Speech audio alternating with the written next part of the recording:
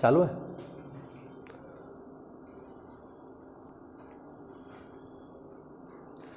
नमस्कार साथियों, स्वागत है आप सभी का एकलव्य पीसीएस में। और ये हमारी क्लास है हिंदी की। जैसा कि मैंने आप लोगों से बोला था कि हम हिंदी के रेगुलर क्लासेस यहाँ पर चलाएंगे। और ये जो है इस हिंदी की क्लास की 9वां हिस्सा है। ये 9वीं हिंदी की क्लास है। इससे पहले हम 8 क्लास ले चुके हैं जो कि थी वाक्यांश के लिए 1 शब्दों की। वो हमारे पूरे हुए, आपने नहीं देखे हैं तो प्लेलिस्ट में जाकर देख लीजिए। और ये अब हम यहाँ पे शुरू कर रहे हैं। मैं लिख देता हूँ,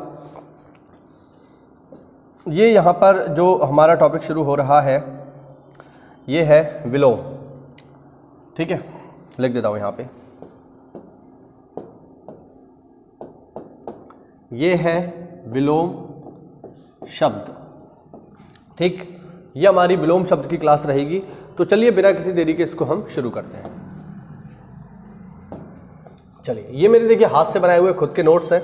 और मैंने 2021 के लिए इनको तैयार किया था जब आरओ की वैकेंसी आई थी। तो चलिए बिल्कुल इनको देखते हैं, ये बहुत ही इंपॉर्टेंट है। चलिए, पहला है साथियों अर्वाचीन। ठीक है, पहला है यहाँ पर अर्वाचीन। ठीक, विलोम शब्द अर्वाचीन का मतलब होता है नया। अर्वाचीन का विलोम है साथियों प्राचीन। फिर है अजल, अजल का विलोम होता है निर्जल। फिर है अवलंब, अवलंब का होता है निरालंब। फिर है अक्षर, अक्षर मतलब जिसमें कभी क्षर ना हो, जो कभी समाप्त ना हो, इसका उल्टा होता है, इसका विलोम होता है क्षर। फिर है अथ, अथ का उल्टा होता है, अथ का विलोम है साथियों इति। फिर है अत्यधिक, अत्यधिक का विलोम है स्वल्प यानी कम।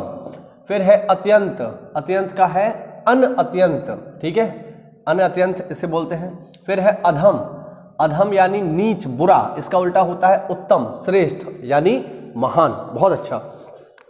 फिर है अनुलोम, अनुलोम का होता है विलोम या प्रतिलोम। आपसे पूछ लेगा विलोम का विलोम बताइए, तो विलोम का विलोम क्या होगा, अनुलोम या प्रतिलोम, याद रखना। फिर है अधोगामी, अधोगामी का मतलब होता है ऊपर जाता हुआ, इसका उल्टा क्या होगा, नीचे जाता हुआ यानी सॉरी, अधोगामी का मतलब है नीचे जाता हुआ, इसका उल्टा क्या होगा, ऊपर जाता हुआ यानी ऊर्ध्वगामी। फिर है अवनी, अवनी जो है धरती का पर्यायवाची है, पृथ्वी का पर्यायवाची है, इसका उल्टा क्या होगा, अंबर। फिर है अवलंब, अवलंब हमने देखा ऊपर, इसका उल्टा होगा निरालंब। फिर है अटल, अटल का उल्टा होगा, अटल का विलोम है चंचल, अटल जो बिल्कुल हिलना, और चंचल जो इधर उधर भागता रहे। फिर है अतिथि, अतिथि का विलोम होगा आतिथेय, आतिथेय, ध्यान रखना, अतिथि का विलोम आतिथेय। फिर है अलभ्य, अलभ्य का उल्टा होगा लभ्य। फिर है अभिमानी, अभिमानी का उल्टा होगा निराभिमानी, याद रखना। फिर है अधुनातन, अधुनातन यानी नया, इसका विलोम क्या होगा साथियों, पुरातन। ठीक है। फिर है अध्यवसाय, अध्यवसाय, इसकी वर्तनी भी महत्वपूर्ण है साथियों, याद रखना। अध्यवसाय, अध्यवसाय का उल्टा होगा अनध्यवसाय। फिर है अवर, अवर माने ऊपर, प्रवर माने नीचे, यानी अवर माने बड़ा, प्रवर माने छोटा, इस के सेंस में भी आप ले सकते हो। फिर है आमिष, आमिष का उल्टा होता है निरामिष। ठीक है, ध्यान रखना। ठीक, आगे देखें, आगे है आवाहन, आवाहन का उल्टा होता है विसर्जन। फिर है आडंबर, आडंबर का उल्टा होता है निराडंबर। फिर है आग्रह, आग्रह का उल्टा होता है दुराग्रह। फिर है आविर्भाव, आविर्भाव का उल्टा होता है तिरोभाव, पेपर में पूछा गया है, याद रखना। फिर है अमर, अमर जो कभी मरे ना। और फिर है मर्त जो मरने योग्य हो। चलिए आगे बढ़ते हैं, इधर आ जाइए, एक ये भी है यहाँ पर। फिर है अभ्यंतर, अभ्यंतर का मतलब होता है भीतर, मैंने लिख दिया है ऊपर, अभ्यंतर का मतलब है भीतर, इसका उल्टा क्या होगा, बाहर।